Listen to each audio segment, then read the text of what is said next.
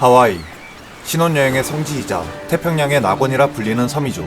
하와이는 바로 이곳, 옛 지구인들이 가기에는 너무나도 멀어 보이는 태평양 한가운데에 있는데요. 그런데 대항해 시대 항해사 제임스 쿡이 하와이 섬에 도착했을 때 이미 오랜 역사를 가진 하와이 원주민들이 존재했죠. 세계 곳곳을 식민지로 만들었던 영국도 18세기가 되어서야 겨우 도착했던 하와이는 한반도로 치면 통일 신라 시대 때 이미 원주민들이 도착했던 것입니다.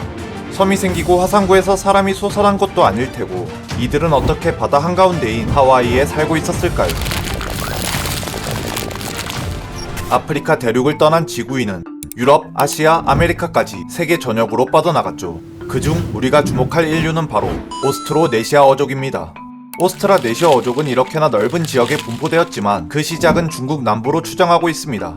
이들은 약 6천년 전 배를 타고 타이완에 도착합니다. 이것이 바로 태평양 섬들을 개척한 오스트로네시아 어족의 첫 번째 항해였죠. 그곳에서 농경 생활을 이어가던 이들은 동남아시아를 향해 대규모 인구 이동을 시작하는데요. 이것이 주류 학계로 여겨지는 대만 기원설입니다. 그들은 왜 기존의 정착지를 떠나 바다에 몸을 실었을까요? 그 이유로는 농업으로 인한 인구 과잉과 계급제로 추정하고 있죠. 선사시대 농경사회는 인구 증가를 가져왔는데요. 하지만 그 수가 너무나도 많아지자 새로운 땅을 찾아 나서는 사람들이 생겨났습니다. 그리고 먼저 섬에 정착한 사람들이 귀족이 되고 나중에 도착한 사람들이 평민이 되는 문화도 사람들의 신분 상승을 자극해 새로운 섬으로 나아가게 했을 것으로 추정하죠.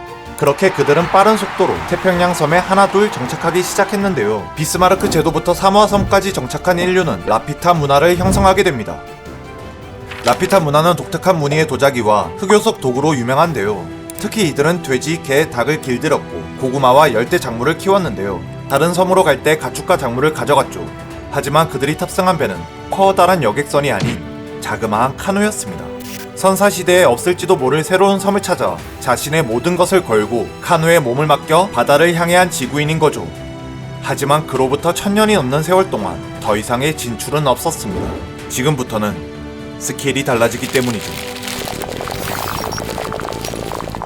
사모아 섬에서 소시에테 제도, 마르키즈 제도까지는 놀라운 항해 거리를 보여줍니다.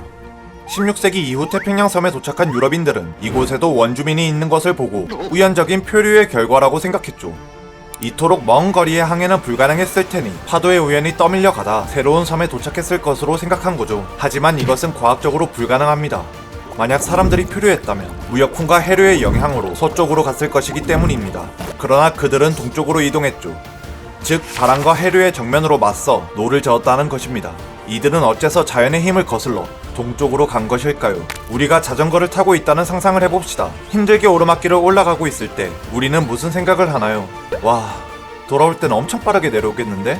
동쪽으로의 항해도 같은 이유라고 추정하는데요. 만약 새로운 섬을 찾는 것에 실패한다면 돌아올 때 무척 힘들 텐데 이때 자연의 힘을 이용하면 보다 쉽게 돌아올 수 있기 때문이죠. 조삼모사 아니야?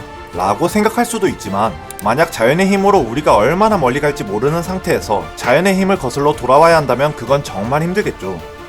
동쪽으로 항해한 원주민들은 돌아올 때 해류와 바람의 도움을 받기 때문에 자신있게 노를 저을 수 있었습니다. 그렇다면 이들은 어떻게 기존보다 훨씬 먼 거리의 섬들을 개척할 수 있었을까요? 지구인이 태평양으로 뻗어나갈 때 카누도 점차 발전했습니다. 해당 지역의 카누를 살펴보면 우선 배의 균형을 잡기 위해 나무 막대를 단 아웃트리거 카누가 있죠. 또한 카누 2개를 이어 만든 쌍동선 드로아가 있습니다. 그들이 어떤 배를 타고 항해에 성공했는지 알려진 바는 없지만 상상해 볼 수 있는 것은 그동안 배를 개량하고 수많은 항해를 떠난 끝에 약 1800km나 떨어진 소시에테 제도에 도착했다는 것이죠. 그들은 곧이어 마르키즈 제도까지 나아갈 수 있었는데요. 여기서부터 전혀 다른 국면으로 접어듭니다. 이후 지구인들이 도착한 피케어 제도와 이스터 섬은 기존처럼 동쪽 방향에 있지만 새로운 방향으로 항해한 지구인들이 나타난 건데요. 서기 900년, 한반도로 치면 통일 신라 시기에 북쪽으로 떠난 사람들이 있습니다. 거리가 짐작이 되시나요? 무려 서울에서 부산까지 거리의 10배가 넘죠. 기존과는 전혀 다른 방향, 차원이 다른 거리, 하와이에 도착한 지구인은 이런 모험에 성공한 자들이었습니다. 그리고 하와이 전설에 따르면 이 섬을 처음 발견한 항해사 하와이안이 자신의 이름을 따 하와이라고 명명했다고 하죠. 이처럼 기적적인 모험이 가능하다는 것은 현대에 와서도 검증되기도 했는데요.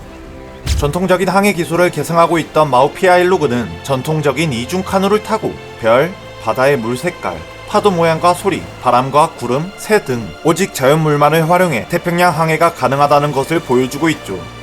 어떠신가요? 우리는 타이완에서부터 태평양 한가운데인 하와이까지 무척이나 먼 거리의 항해를 따라가 보았습니다. 현대인들은 무척이나 빠른 속도로 변화하는 시대의 흐름 속에 살아가고 있는데요. 불확실한 미래를 개척하는 현대인들의 모습은 있을지 없을지 모를 섬들을 향해 망망대해를 항해했던 오스트로네시아 어족과 닮았다고도 볼 수 있겠죠. 어쩌면 이 시대를 살아가는 누군가는 하와이를 발견했던 사람들처럼 기존과는 전혀 다른 방향으로 나아갔을 때 마침내 새로운 미래에 당도할지도 모르겠네요. 한편 수많은 지구인들의 도전 끝에 만들어진 태평양 문명들. 하지만 이들은 시간이 흘러 몸 전체가 투명하고 뼈가 없는 해파리 아기를 낳고 삶의 터전을 잃게 되는 끔찍한 미래를 맞이하는데요. 그 원인은 바로 핵폭탄. 이런 잔혹한 핵폭탄을 두고 미국 정부는 관광 상품으로 개발하기까지 했죠.